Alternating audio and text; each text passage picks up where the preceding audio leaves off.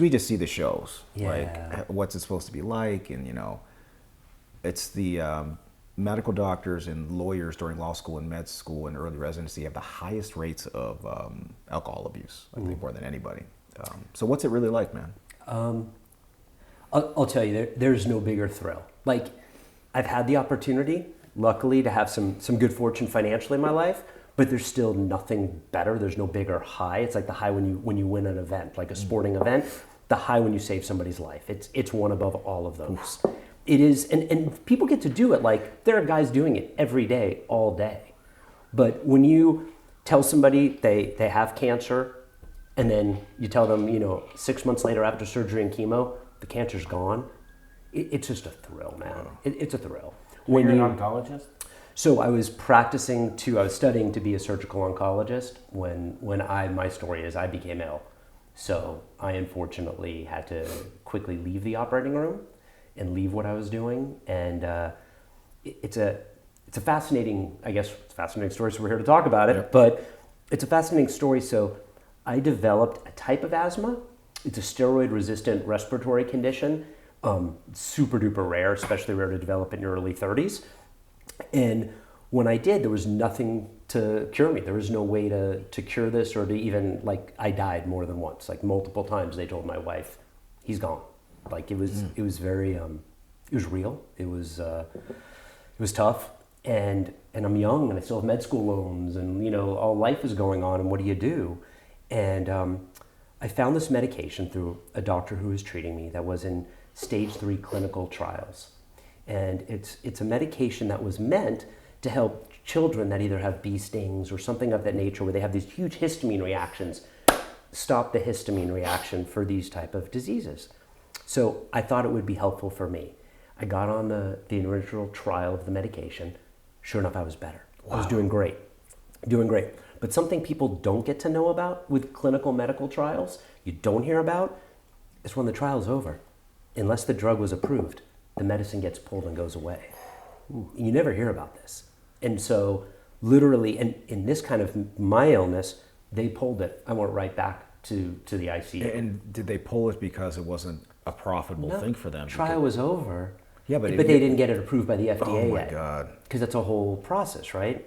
So I went to work for Genentech Novartis, who are the people behind this medication, and I said, let me help you to get this medication fast-tracked through the FDA. And that's what I did. I helped them. And my feather in my cap, as I like to say, it was the first non-oncologic, non-HIV biologic medication to ever get fast-tracked through the FDA. And it saved my life, and that's why I'm here today. It's called Xolair.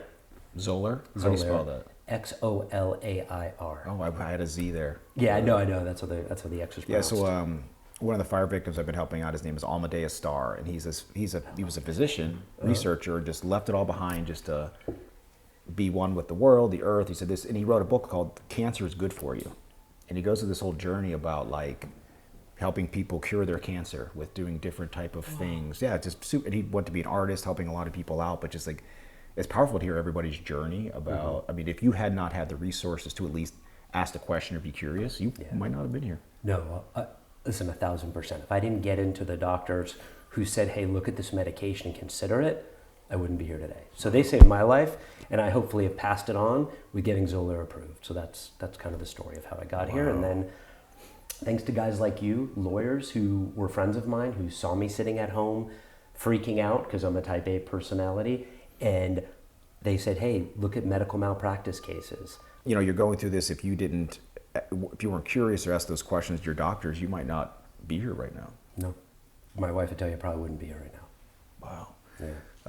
Yeah. So then how did you then think about doing medical legal stuff? Because right now this is where you sit as like this pillar in the community for both medicine and legal, and how education be forefront, how everybody should be consistent medical treatment, and more important than anything, injured people to have access to medical care. Just like you had back at CU, to be able to have an MRI if you needed it rather than wait forever. So the journey continues where lawyer friends of mine, asked me to be involved in medical malpractice cases, both as an expert and as a consultant. And I started down that pathway until one day somebody said to me, hey, we really like how you're doing this. You're detailed. don't know if I was detailed because I was so good or because I had time, right? Most doctors who are out there doing this on the side, right? They're rushing in between patients, their family. I was sitting at home with nothing to do but to evaluate these cases. So I'd look at the cases, I'd find the right experts, put the team together, write the depot questions, trial questions. And they liked how I do it. Are we allowed to curse on here? Yeah, of course you are. And then they said, will you do PI cases? And I said, what the fuck no. is PI? I just go, what the fuck? I don't never heard of PI, right? I don't know what it is. And so it's like, what are we talking about here? Magnum or something? So they explained it to me. And although I knew a little bit about orthopedic type related stuff and a little bit about neurology, it wasn't my thing, but I love medicine. Still to this day, I can read medical journals all day, every day. And so I went ahead and I said, I got to find guys to help teach. So good news is, and I'll give them a quick shout out, Jeff Wong and David Fish. Jeff, back then they were UCLA guys. Now Jeff has moved on. At USC, I mean, he's a UCLA guy. He could say it. He could say USC. We're not fans. Are you a fan of either? I'm not. I mean, well, I'd make her up in LA. If I had to be a fan, I'd be USC for sure. Oh, I don't really like you as much as I did when I first walked in. So anyhow, they're there, and these guys, one's a spine surgeon and one's a pain management doctor, and I'm like, teach me. Put me through a fellowship, teach me what I need to know. And these guys truly lend a hand. They taught me what I needed to know, sent me the articles, were there on the phone when I needed them. And next thing I know, I was doing the same thing for PI. That's why I fell into being like this bridge between the lawyers and the doctors. And then came MoveDocs, which is the kind of the technical connectivity that we've created.